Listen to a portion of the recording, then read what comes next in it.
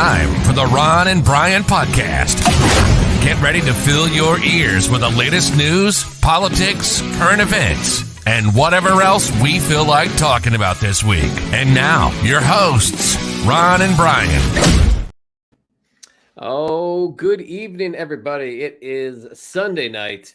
It is 8 o'clock, and it is time for episode 308 of the Ron and Brian podcast.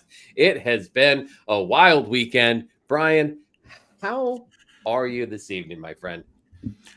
I'm doing amazing. I got so much Ron time this weekend. So much face-to-face with the champion. So much one-on-one conversation with he who shall be champion. It's been probably, I would say, maybe 7 hours since I was last in your arms. It feels like an eternity. Yes, we had a fantastic weekend again. Our everyone's favorite moderator, Marty Jardy, had her 40th birthday outing yesterday. Brian and his lady came down Friday night, stayed the weekend. We'll talk about that a little bit later, I'm sure. It was a fun time. I know you had a great day after you left here. Just really, you had a lot of retail therapy today. Why don't you tell us a little bit about that before we get too lost in the show? Home Goods, which we went as a group, quartet, went to Home Goods, then went to Home Sense. Then we got in the car, separated, went our separate ways. Right. Lady took me to a Home Sense. That was another Home where you were going. Another Home Goods. Oh, so you were out in Jameson, I think. Yeah. Somewhere around there. Then we went to another Home Goods. Then we went to an IKEA, followed by a Costco. Costco. Take a guess how much damage we did at Costco. Oh, Costco can be... So you went to Costco primarily because you had the rental car. You could pack stuff up. You could bring it to the house. Well, let me ask you this. Was this just a grocery Costco trip, or were there other home goods purchased along the way? We purchased a floor fan / purifier. I'm not going to drop the name of the brand, but it's recognizable. Right. I'm going to say then, knowing that, I'm going to say you had to be north of $300 for this trip. The fan was north of $300. So you're maybe $5 for this Costco trip? Wow, more, higher. Oh, good call from JoJo saying, did you spend $900? Less than $900. Okay. We spent I think it was 806. Close. How do you do very close? The fan itself was 400, but how on earth? Literally, thank you, Joe Biden, for your inability to control this runaway economy that is being shepherded by the woke politicians and prosecutors who have allowed retail crime to drive up prices by those of us who are willing to take our items to the register and pay for them. I think, you mentioned you bought a pack of bacon. That was $200. You were saying something about cream pies. You kept texting me, Ron, I love these cream pies. That had to be another $100 right there, I think. Yes, not $900. Well, I was paid $100 for that cream pie. Oh, well, there you go. But exciting retail day. I fortunately was done after our little Home Goods excursion, which really just lucky. Ended up benefiting me. I got some kitchen stuff. That was that was exciting. I was hoping you were going to get some type of essential oils, but I was sadly. No. I will tell you, I got coffee. I needed some whole bean coffee for the coffee maker. I tried out this tortilla chip. It was a sriracha jack cheese flavor. Tried it tonight. Not that great. Kind of disappointed. I got some ramen. Big fan of the ramen.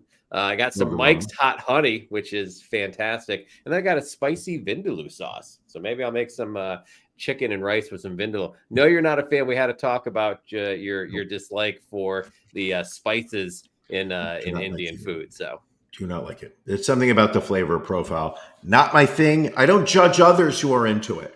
I don't, no, I have no not what we disrespect do. for all those that enjoy Indian food. Not for me.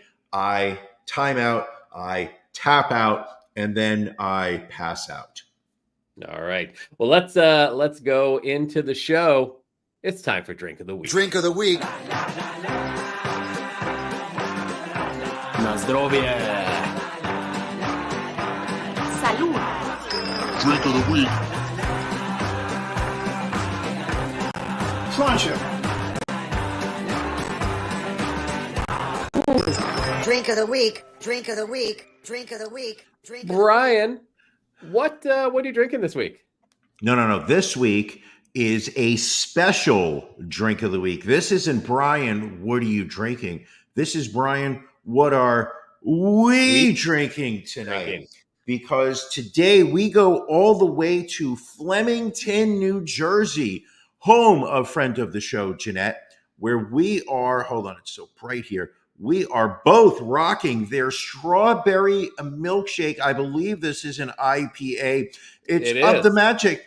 It's one of their hazy IPAs, including a ton of oats, some wheat, and American hops fermented with real strawberries and vanilla. Look, you cannot even see through this beautiful bitch of a beer.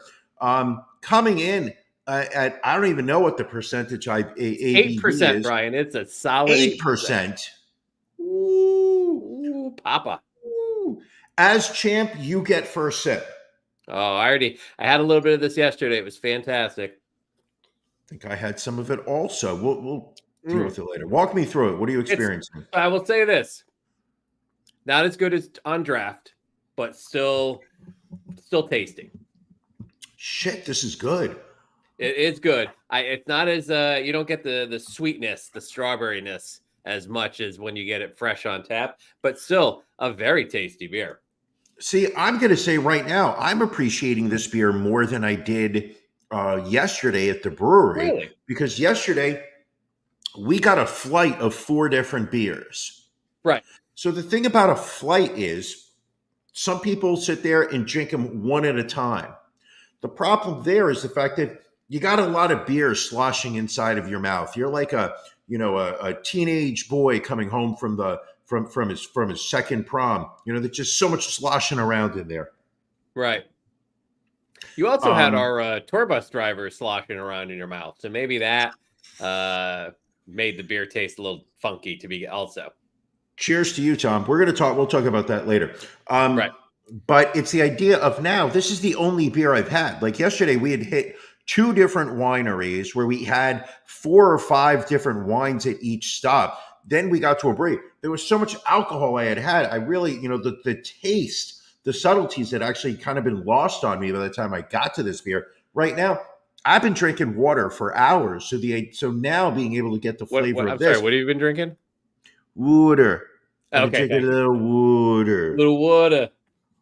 Yeah, listen, all the beers I'm actually were enjoying very this. solid that we drank yesterday. It was a very impressive brewery to finish off our tour date. Do you remember what were some of the other beers that you had? This was, hold on, let me hold this up. This is Lone Eagle Brewing. They were so kind enough when they found out that Ron and Brian from the Ron and Brian podcast were there. They were like, hey, listen, we don't really have much swag, but we're going to hook you up with some cozies. So I'm going to now. Koozies. Look, koozies. Let's see. Cozy or koozie? I say koozie. Koozie. So I had their Hefeweizen, which was very good. I had their Chela, which is a Mexican lager with fresh lime. What else did I try? Their Plucky Sour, which is a kettle sour with like a orange and tangerine flavor. That was very good. And I think I tried a little bit of somebody's black IPA, their Paint It Black IPA, which was bitter, which they said only drink this IPA if you if you like bitter beers. And it was good. It was tasty, but it was bitter. Mm-hmm. Yeah. Good I think point. we overlapped. We did not use our Untapped accounts to track our beers yesterday. No. I will say though, I did take a photo. I also had the Hefeweizen, the Plucky Sour. I had the Chela, which is a Mexican style lager. I also had the Station House lager. And because my lady is not necessarily a beer drinker on her own, she slid me over 2 of her beers. So I had 6 different beers flopping around, and it was good. It was damn good. You're using that flopping around, sloshing around. It's Well, as a man in his 50s with erectile dysfunction, I'm doing a lot of flopping around, Ron. A lot of flopping around. Fair enough. Well, kudos to Lone Eagle Brewing. Some great beers there. Well, like you said, we'll talk about it a little bit more later in the show. But in the meantime, it's time for Beef of the Week.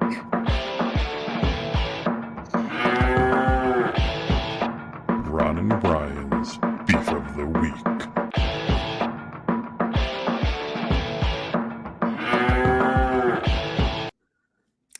Brian, what's bothering you this week?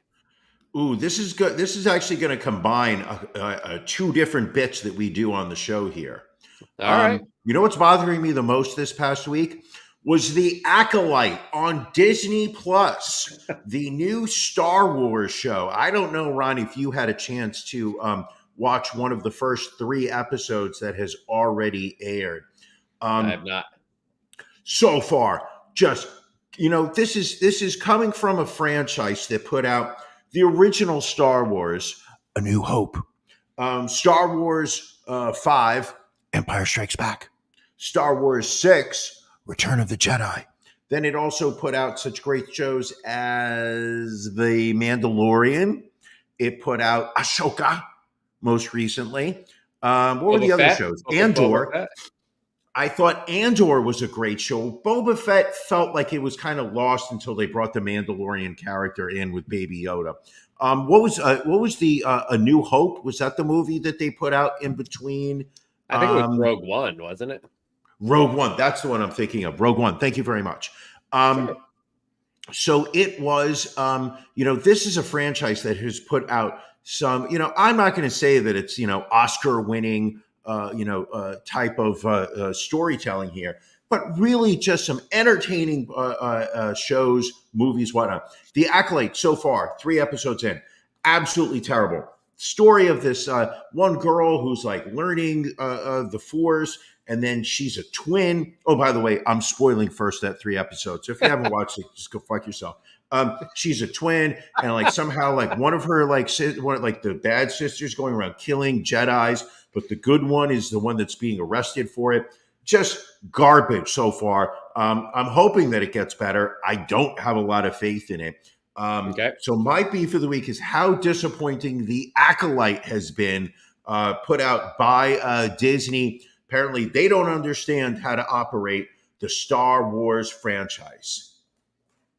Disappointed to hear, nonetheless. Ron? Yes.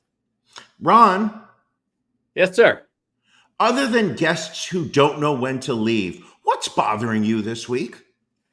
So what's bothering me this week? A lot was bothering me this week, Brian. I had business travel again this week, which is just aggravating. Orlando, horrible. American Airlines, horrible. Spirit Airlines, even more horrible than the other 2 combined. But I'm not going to talk about that. Men who physically abuse their significant other in public, horrible as well. Don't really want to get into that in this forum. So my beef this week is with the state of New Jersey, Brian. I'm going to tell you why. I'm going to tell you 100% why. As longtime listeners and lovers and followers of this show know, we like to gamble a little bit on the sports. We utilize our apps on our phone. And when I am in the great state of Pennsylvania, I can use the Face ID on my phone to log into my DraftKings app. However, when I am in the Garden State, I have to type in my password each and every time. And if I leave the app for like 30 seconds, I'm automatically logged out. And then I've got to type in my password to access the app again. Defend your state, Brian. Oh, that has been one of the most outrageous points of anger for me using gambling apps. Is that in New Jersey, you cannot use Face ID to log in. You have to enter your password. I use a password manager on my phone, so therefore I can copy and paste it from my password manager, but it does not automatically log me in. Outrageous. It is such a waste of time. The amount of hours of my life I have spent going open, copy, swipe back to the old app, paste, enter. Being in Pennsylvania this past weekend was amazing. I was able to copy every bet you had. Just hit boom, boom. Piece of cake. I mean, and that was like, your big whoa. That's your biggest complaint over from this, like worse than flying Spirit airline. I think so, because it was just because I don't have a fancy password manager on my phone like some people that live in gated communities along the Hudson. I have to do the yeoman's work and type in, every single time, Brian with a capital Bree, asterisk, taint 69. Nice. But it was aggravating because we were in New Jersey all day. Technically on Saturday, once about an hour into the ride, and we were checking sports. It's Euro 2024. It's NBA Finals. It's UFC. There was a lot going on this weekend, Brian, and it was just aggravating. And good correction from Joe. Pennsylvania is technically a commonwealth, not a state. So in the great Commonwealth of Pennsylvania, I can use my Face ID to access my DraftKings app. I don't get it. It's a valid complaint. You know what one of my complaints was? Can I throw in a second complaint? Always.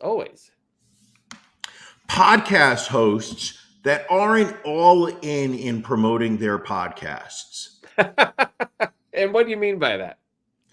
Well, and I don't want to point fingers, but I spent some part of my weekend with a podcast host who was visibly annoyed at the posting of a podcast sticker in a winery on a wine barrel.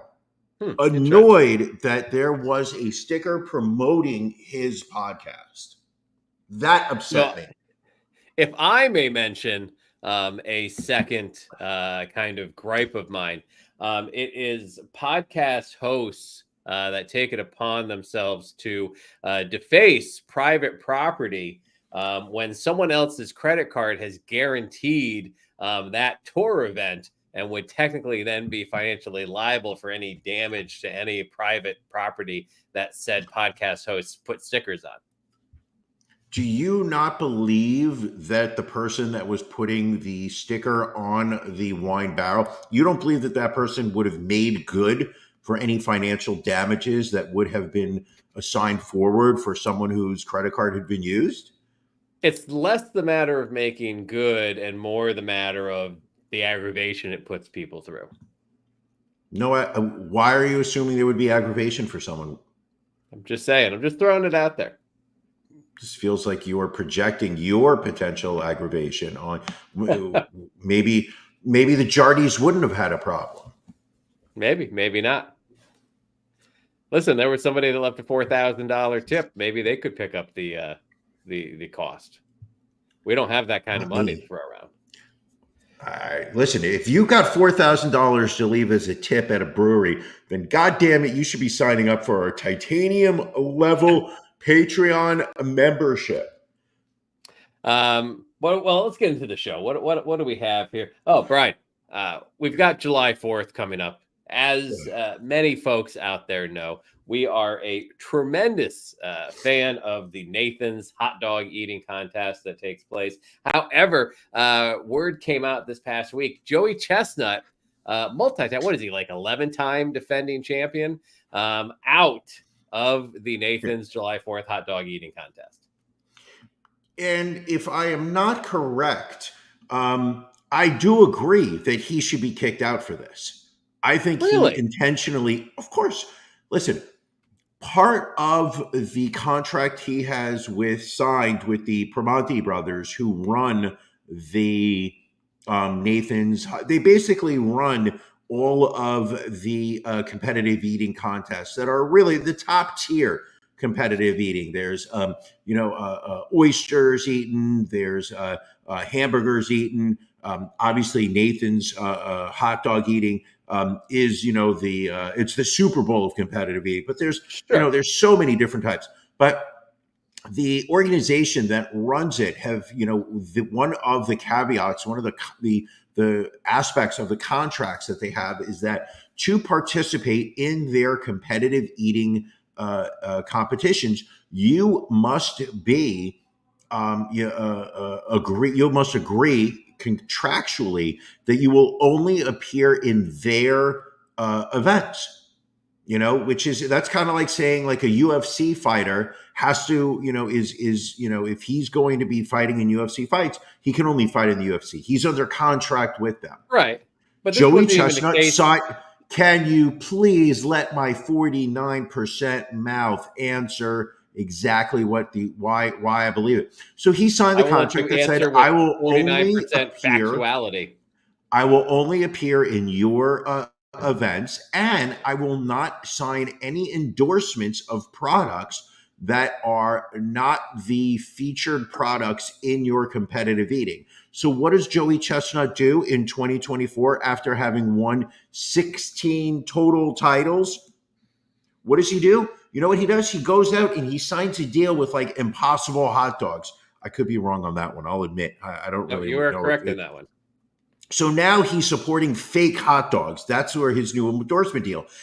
How did he not know that there were going to be repercussions for him signing an endorsement of non-Nathan's hot dogs? Listen, I think maybe he felt he transcends the sport. What is also interesting to me is we had the same factual comment from two individuals in our chat, one female, one male, and you decided to use the male's voice. Let's amplify a female voice who also let us know that Joey Chestnut is the 16-time If you want to champion. twist the shit, this was a question. Sherlock was asking a question, and then Mass Sanity, William Esquire, comes in with the answer to the question. Wow. Gaslighting. Right in our face, gaslighting.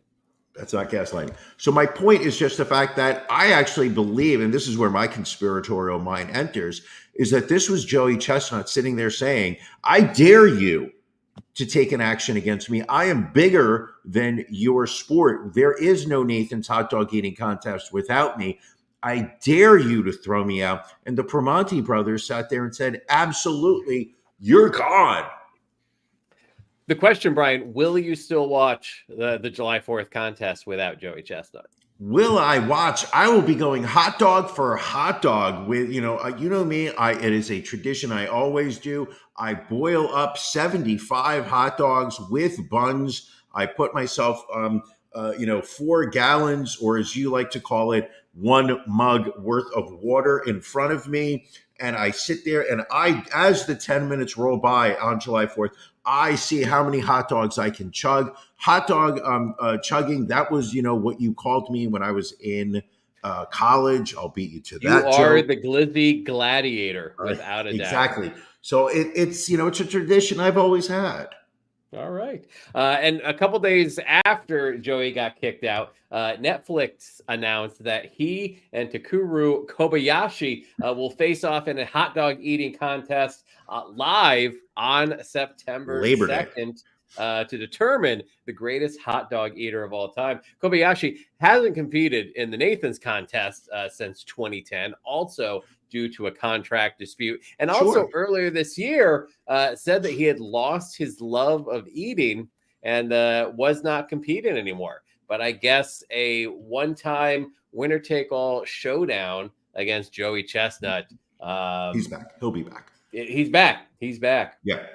What are you more excited about, the Chestnut Kobayashi matchup or the Mike Tyson Jake Paul matchup? Paul. Absolutely hot dog eating. And nobody wants to watch Jake Paul beat the shit out of Mike Tyson.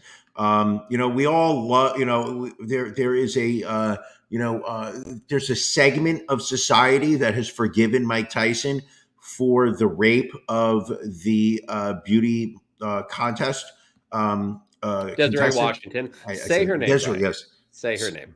Listen, I don't disclose sexual assault victims' names. I would prefer to provide them privacy. Let them use their name if they choose to. It's not my place to put their name out there. Apparently you like to throw that information out there without approval prior consent received. However, I don't forgive Mike Tyson for it. The man is 60. The last time I saw him 57. fight, how old? 57. Okay, well, he's pretty close to 60. That's all I'm saying. Jake Paul is what, like 25 at his physical 31. peak. If I remember correctly, when they signed the contract on this one, Tyson has to go through some exhaustive tests, physical, drug testing, whatnot. Jake Paul does not have to go through any of it. This is definitely going to be a one-sided event. Nobody wants to watch Jake Paul beat up Mike Tyson. I'm very afraid that is exactly what's going to happen. Absolutely. If I'm not correct, I think Mike Tyson can only fight with his left hand. They're going to tie the right one behind. This is not going to be a fair fight. Well, here's the thing. Initially, Jake Paul was going to be allowed to wear headgear. They were wearing padded gloves. Now that has been changed. So Jake Paul not wearing headgear, going back to regulation gloves. The fight was postponed. It was supposed to take place in July. Mike Tyson has I believe an ulcer issue that is preventing him from training. Now this will take place in November, I believe is the rescheduled date. So I don't want to watch that. I will watch it, but I don't want to watch it. I want to watch Joey Chestnut versus Kobayashi. That is going to be awesome. You don't want to see Jake Paul get potentially hit with a Mike Tyson jab, uppercut.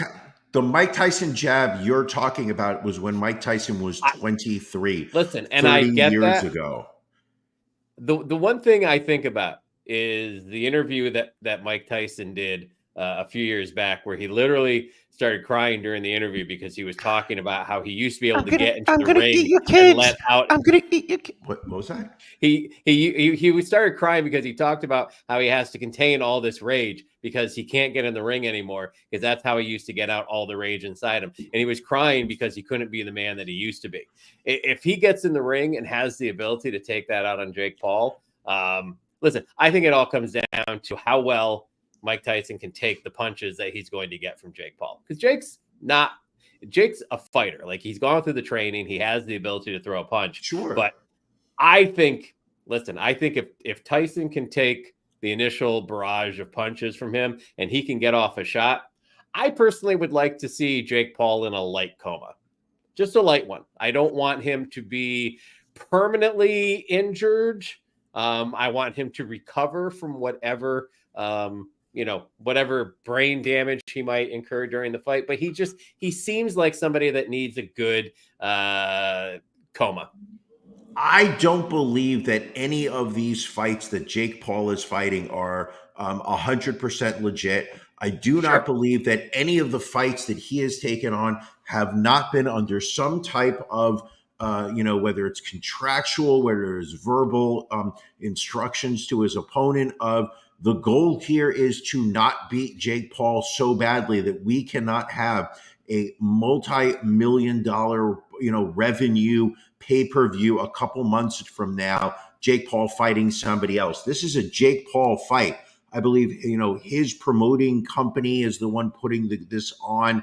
Don't get me wrong, I would love to see a fair fight. I would love to see Jake Paul get the shit kicked out of him, but I don't believe that these fights are put on under the attempt of having a fair fight, of having each fighter have a 50-50 shot of victory here. We've already seen fights, I believe it was Floyd Mayweather possible against Jake Paul, where he basically knocked Jake Paul out. And then you can see video of him literally holding Jake Paul up after a punch to ensure that Jake Paul doesn't, hit the ground because he wasn't coming. He wasn't going to get up. If this was an actual fair fight, I would love to see Tyson beat the shit out of him.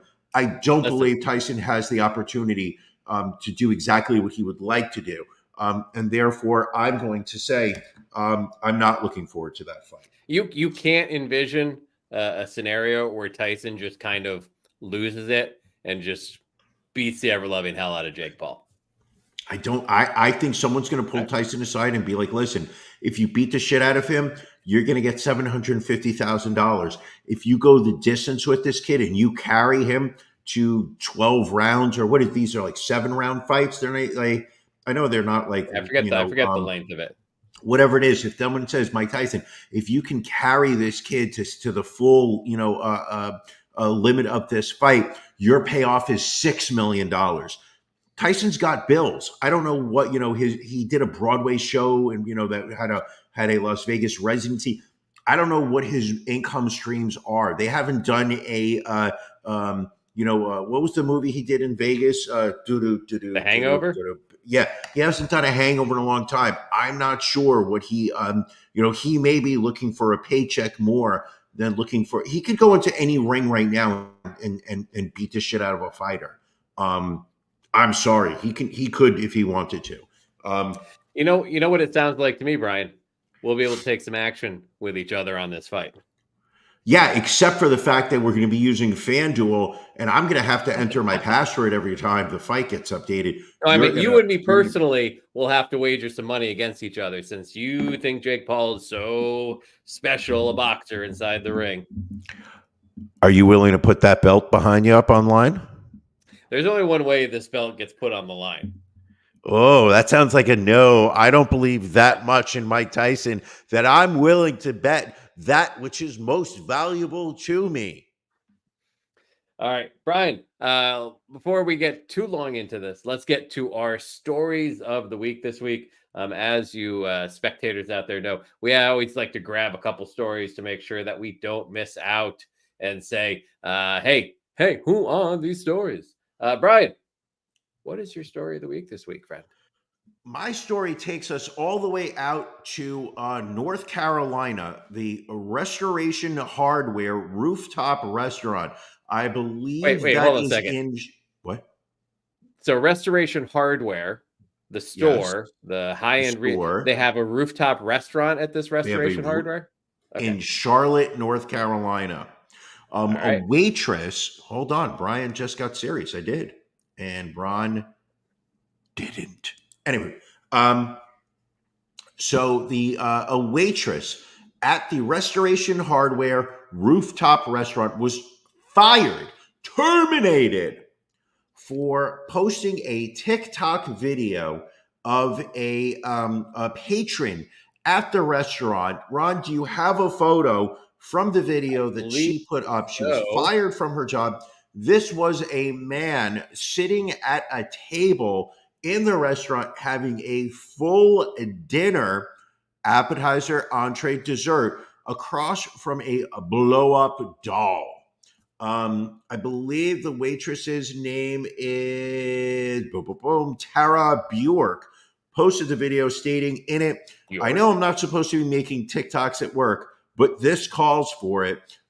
She posted, I work at a nice restaurant in Charlotte and need you guys to see what just came in the door. Flips the camera around and zooms in on a male diner seated across from an inflatable female doll propped up on the seat across from him. Immediately, people jumped to conclusions that this was a man who was in some type of relationship with his inflatable doll, whatnot.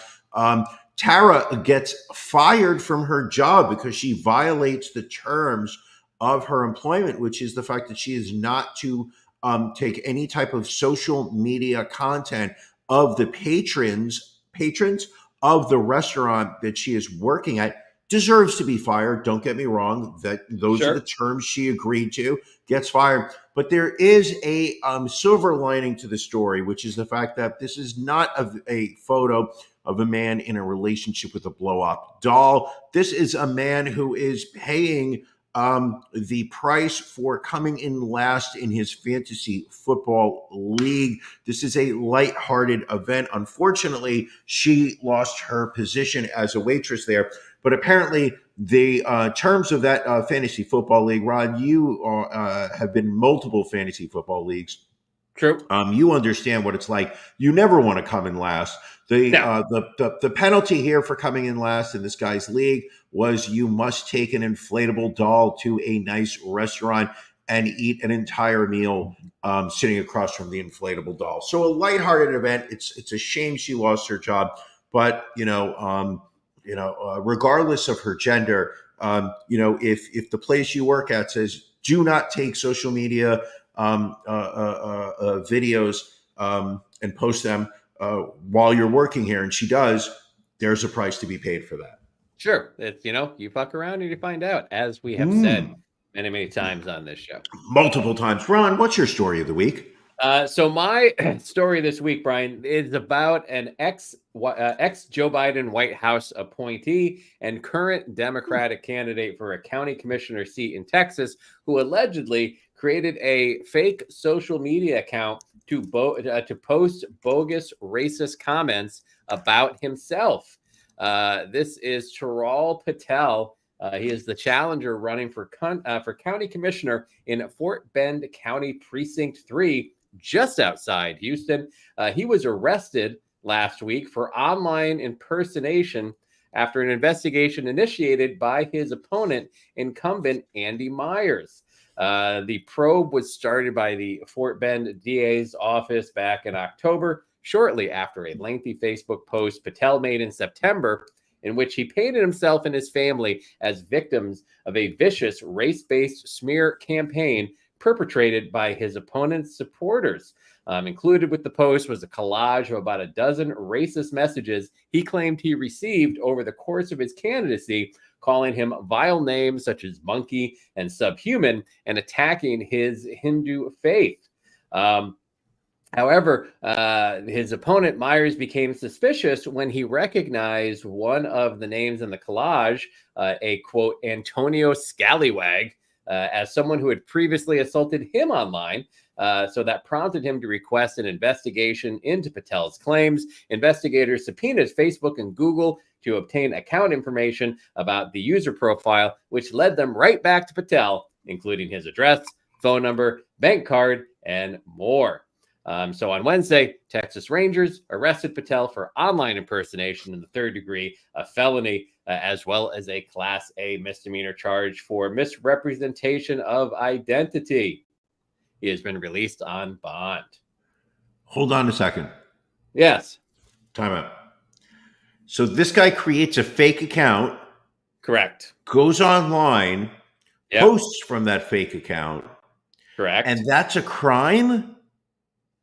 Well, because he was impersonating somebody online. I think the bigger crime is he was making racist comments against himself. And claiming it was First Amendment. He has a right to say whatever he wants to say online. He can be a piece of shit if he wants to be. But what is the crime here? Is he pretending to be a real person? Well, apparently he is claiming to be an individual online making, racist comments about himself. First of all, keep in mind this is Texas. So First Amendment really doesn't carry a lot of water in that state. And again, just because he has been arrested and charged with this crime does not mean he will ever be convicted of it. It very well could be the possibility that he was only arrested to get this out in the media because this guy is the incumbent and is a Republican. And, obviously it's a very red state.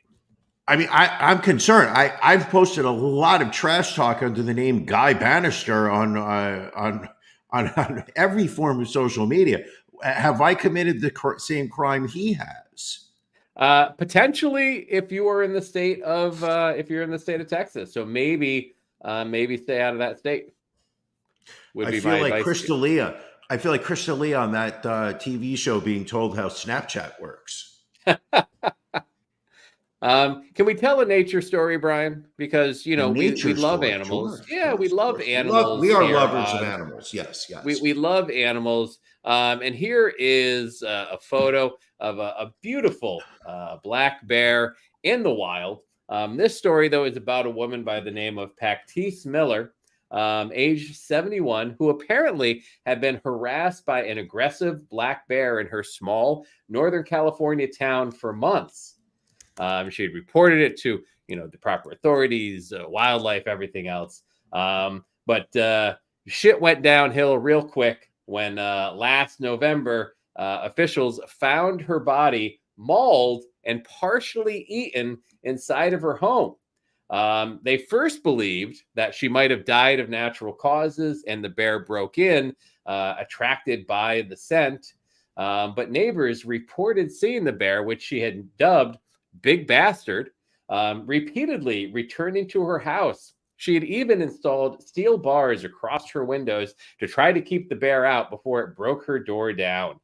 Miller's death is the first documented fatal black bear attack on a human in the Golden State. Wow. This reminds me of the story of that elephant over in India that killed a woman and then stampeded the funeral and killed the rest of the family too. Sometimes nature just hates you and wants to kill you. Jesus. So this bear really had it out for her. Yes, inside her living room, there was bear fecal matter along with blood streaks and paw prints. The bear had likely pulled Miller from her bed into her living room, the coroner's report said. Wait a second. So that bear broke into her house, pulled her out of her bedroom, dragged her to the living room where it killed her, then ate some of her, and then took a shit on the floor before leaving. I don't know when the bear decided to take a shit. Could have been in the beginning, could have been at the end. I don't have a timing on that, but I can tell you that the bear was eventually trapped and euthanized. So the bear could have broken into the house, taken a shit on the floor, then gone into the bedroom and been like, "Lady, you got to see what I did back in that other room. Come with me." You got to see. Like, You got to see this upper. You got to see this upper decker I took in your credenza. It's something. Does a bear shit in the woods? No, it shits in your entertainment center. Sorry.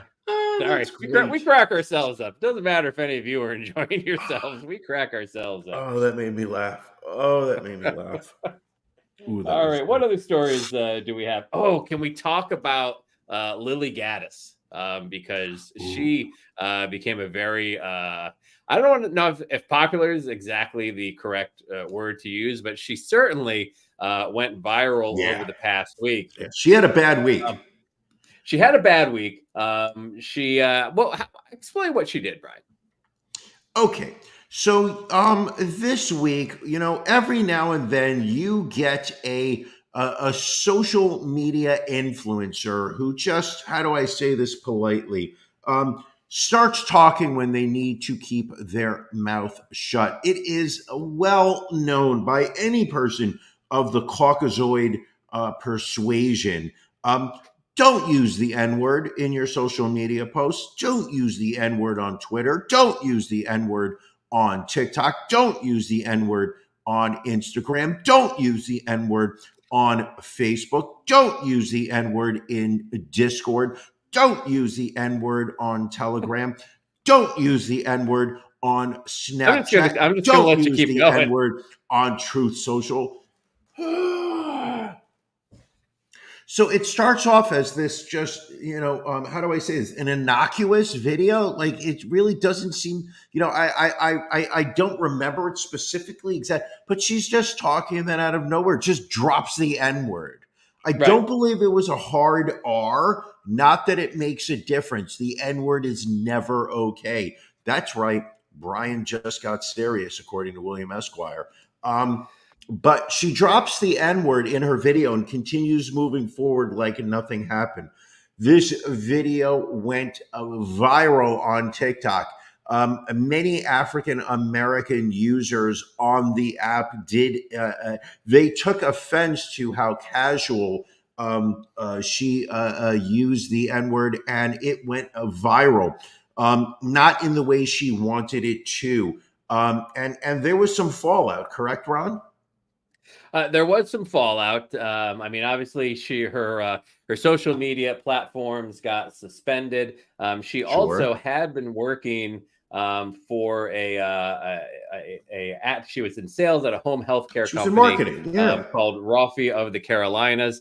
Interestingly enough, owned and operated by a couple of African American women who, as you can imagine, not thrilled with why she went viral.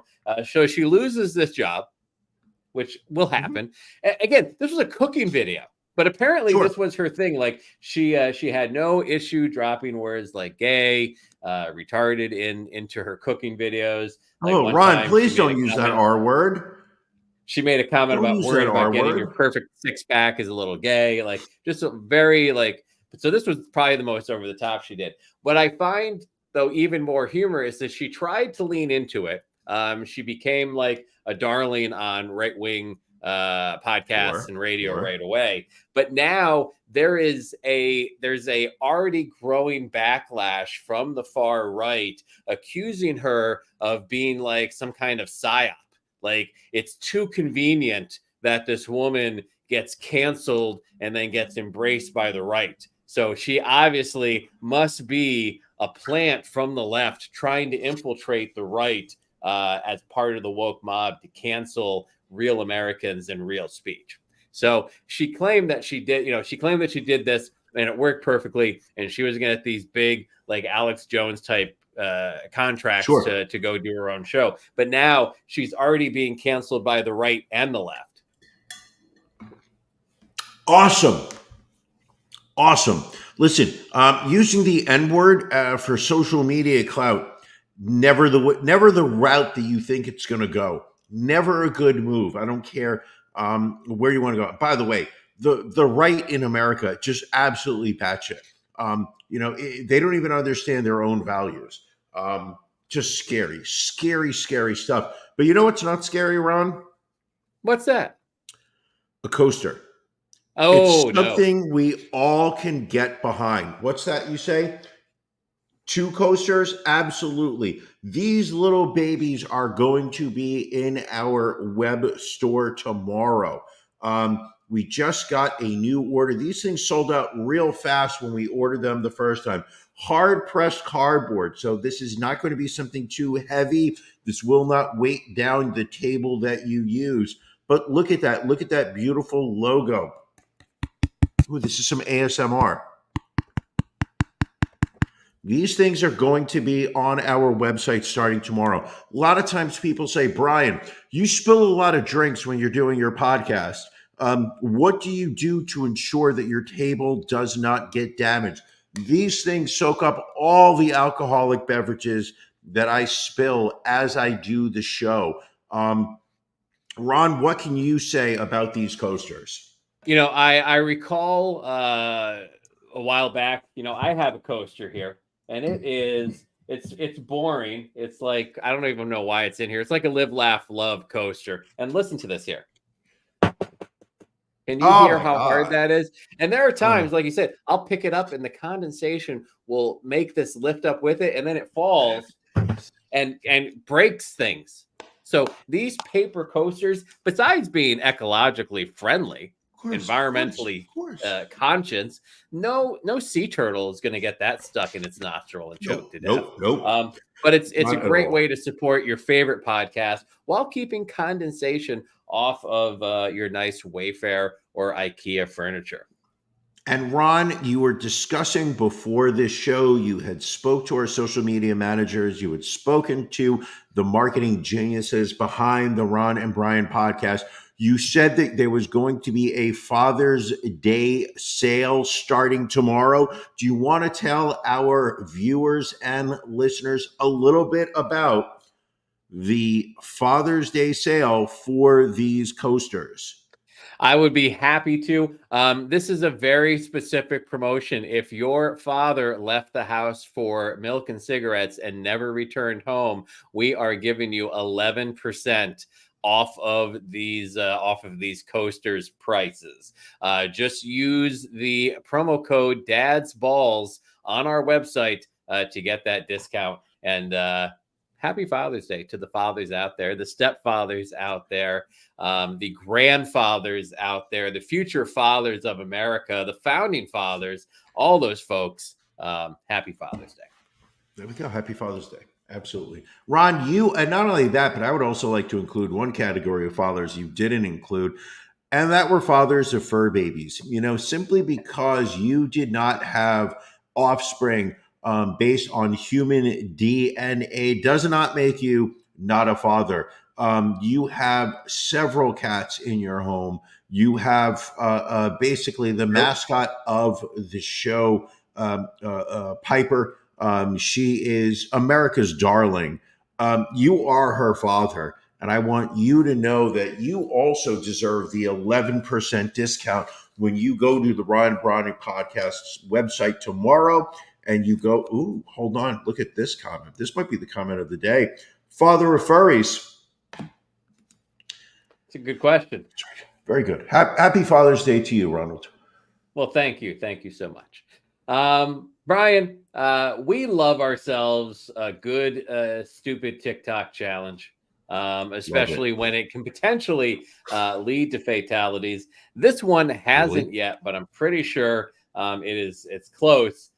2 Florida teens have been identified and arrested after surveillance video captured them kicking in the doors of residents' homes as part of a TikTok challenge. The Hernando County Sheriff's Office say the 2 15-year-olds were arrested on multiple counts of burglary of a dwelling after they admitted to kicking in the doors of 4 homes. This was over the last 2 weeks. They said that deputies say they have investigated 4 reports of unknown individuals walking up to the front door of a residence during the early morning hours and kicking the door. The deputy said some of the impacts caused the door to fly open in some cases. Is this a smart thing to do in a state with a stand your ground law? No. However, is there anything smart about people living in Florida right now? You've got to be a level of stupid to sit there and be like, I'm going to go to Florida. But the door kick challenge, like it's not even original anymore. No. But no. I really want to see, again, I don't want to see a kid get shot, but nope. I kind of want to see a kid get shot. I do. I want to see somebody get what they deserve. That's all I'm saying. That's fair. And yeah, because I mean, you got people down there. They're trying to be in their homes. They're trying to watch their Newsmax. They're trying to tie loofahs to the outside of their porch to let people know what their kink is. They don't need their doors kicked in at 3 a.m. in the morning, Brian. Not at all. But again, still shocked that none of these kids got shot. Correct. Speaking of, and if you come across a video of any children getting shot for doing the door chat, what is it? The door kick challenge. If you come across any videos online of children getting shot doing the door kick challenge, please share them. Ron and Brian podcast at gmail.com. We appreciate it. And we'll give you a free coaster if you send in video of a kid getting shot after kicking in a door. I'll even autograph the back of it for you. Ooh. Free. We have a follow-up story from a story we did earlier this year. I think we all remember the story of the Oregon father who drugged his 12-year-old daughter's friends at a sleepover. He has since been sentenced to 2 years in prison and claims that he only put sedatives in the girls' drinks because he wanted them to get a good night's sleep. This here is Michael Maiden. He was sentenced Monday after pleading guilty to putting drugs in fruit smoothies. He then served the young girls who were staying in his Lake Oswego home in August of 2023. He apologized for his actions in court while claiming he only did it because he just wanted them to go to bed after they stayed up past 11 p.m. Quote, I was overly fixated on them going to bed. Yes, that is true. Adding that he wanted them to sleep so they could be well rested the next day. He said, quote, my life is destroyed. Everything that was important to me up to that point is gone. His wife divorced him shortly after the accusations were leveled against him, and she retained custody of their 2 children. In May, he attempted suicide, and the former family home where the incident occurred has been sold. Yeah, I don't feel bad for this guy. No. This guy belongs to do a long prison sentence. Don't get me wrong. He deserves it. I don't The care fact what that he kind of only got 2 spin you're years is ridiculous. shameful, absolutely shameful. This is a terrible, terrible country. Terrible country. Let's see, what else do we have here? Do we want to? I mean, we're running up on an hour. Do we want to talk about Marty's 40th birthday party that we were The moderator, Marty privileged enough Jardy, to be of joined? course. Yes, Let's do it. Let's do it, Ron. Walk us through. This was Marty Jardy. This was a major birthday of hers. She was turning 25. And she did something that I thought was absolutely wonderful, which was to say, hey, I would like to invite close friends of mine. I'll even include the champion and his wife as part of it. But we're going to do a winery and brewery tour of New Jersey, South Jersey, wasn't it? To describe you were more in the central Jersey area. Central, we made it. We could have just gone. Had we just gone a little bit further, we could have hit our ivory tower here in West New York. Very possibly. So we met at the Jardy residence. They had mimosas, they had bagels, some breakfast items, things of that nature. There were bottles of water, there were gift bags. It was a whole thing. They rented a little party bus to take us, because no one wants to drink and drive. No one wants that. Drove out to, what was the first one? It was, I was forgetting the name of it. I keep thinking Lone Wolf, but that's not it. It was Old York Cellars up in Ringo Township, New Jersey. Had a little wine flight, because it's not drinking, it's a flight, and it's classy. We had 6 wines there to go with a nice I think we started off charcuterie board. So it mixed with some meats, some cheeses, some chocolates. Then we had lunch there, very nice lunch. I had the Marty meatball sandwich. You had the paella, I think.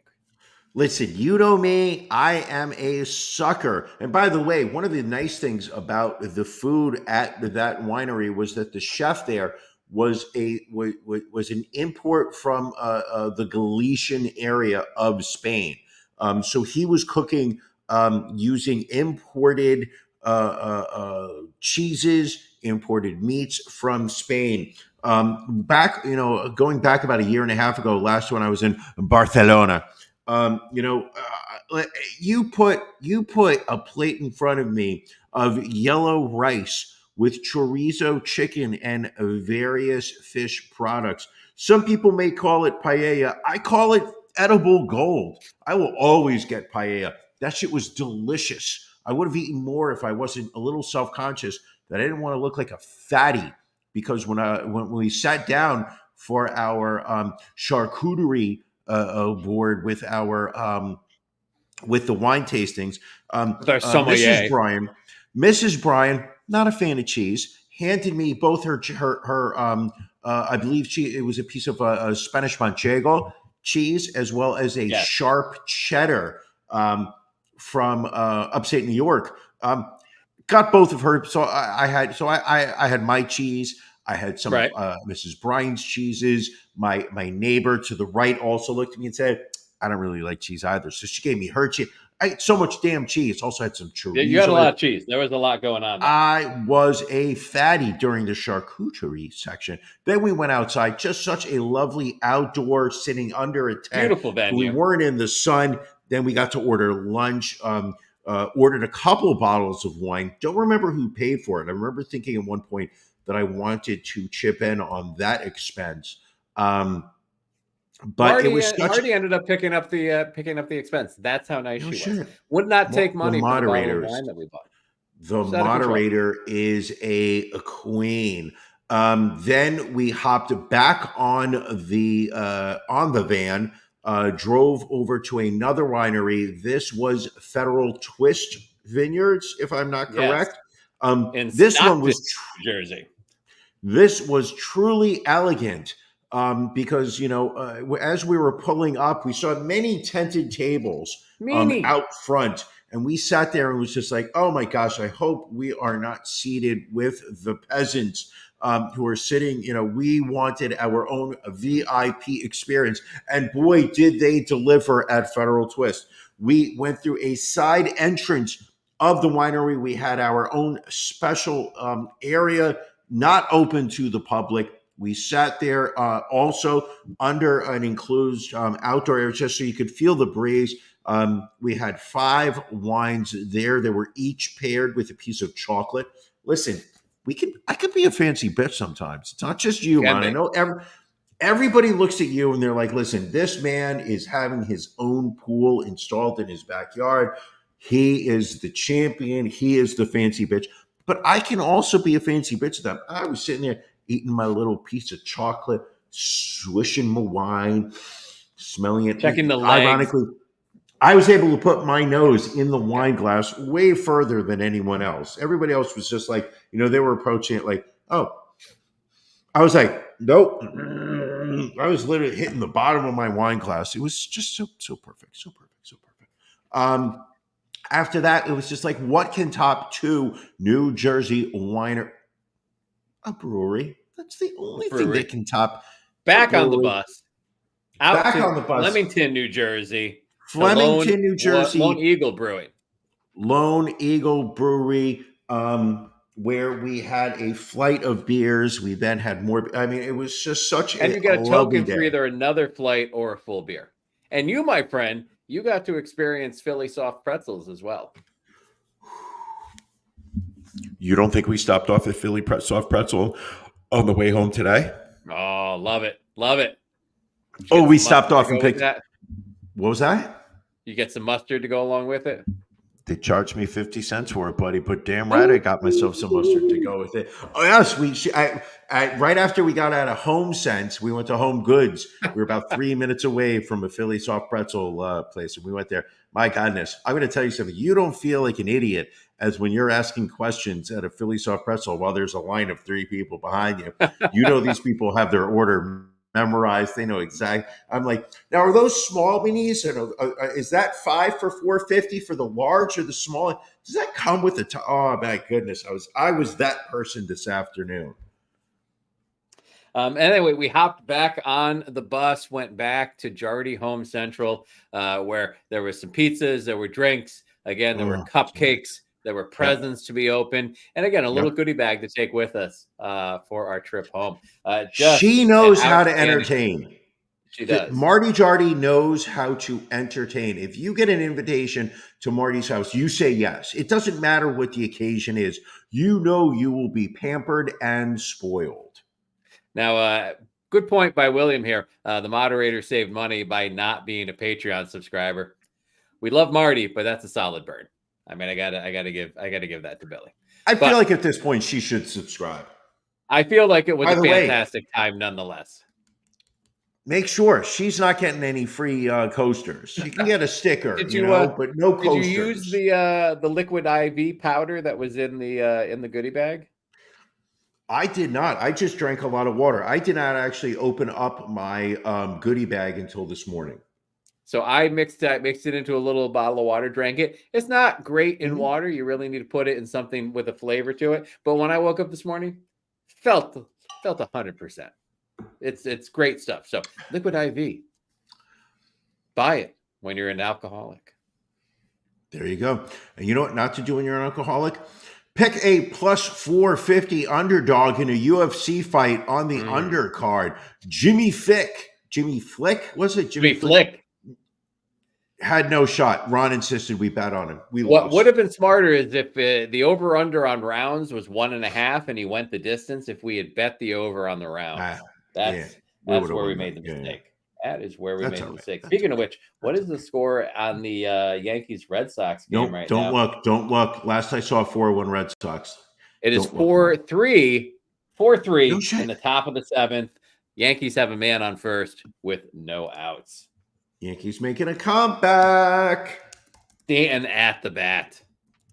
Anything else we want to cover before we get out of here? We've had a great this show. Is good. This has been great. It's been a great weekend. It's been a great couple of weekends. We had the great chefs last week. We've got the Marty's party yesterday. Her official birthday is tomorrow, so don't forget to send the moderator birthday wishes that she officially for tomorrow. But even more so, don't forget to become a Patreon member if you are not already. You go to ronandbrianpodcast.com. You click in the upper right-hand corner, and you can join for as little as $5 per month. However, at the $10 level, you get live access to our After Dark, which will be taking place in about 25 minutes. We do it every Sunday night at 9:30. The last Sunday of the month is our pajama party. We have all of our Patreon subscribers on. They join the party. We have a Can You Beat Ron or a Can You Beat Brian. This month, it'll be Can You Beat Brian. No one could beat Ron last month. Can Brian hold up his end of the bargain this month? We will see. Tell you what, we're going to put out a special Father's Day Patreon special. Anyone who subscribes today at the $25 level or higher is going to get 2 coasters for free. One signed by Ron, one signed by Brian. I mean, you can't get collectibles like that for free. Nope. Can't do it. This has been a pleasure, Mr. Ron. I appreciate you spending the past hour entertaining me. Everybody watching this live, I greatly appreciate the fact that you've spent the past hour with us.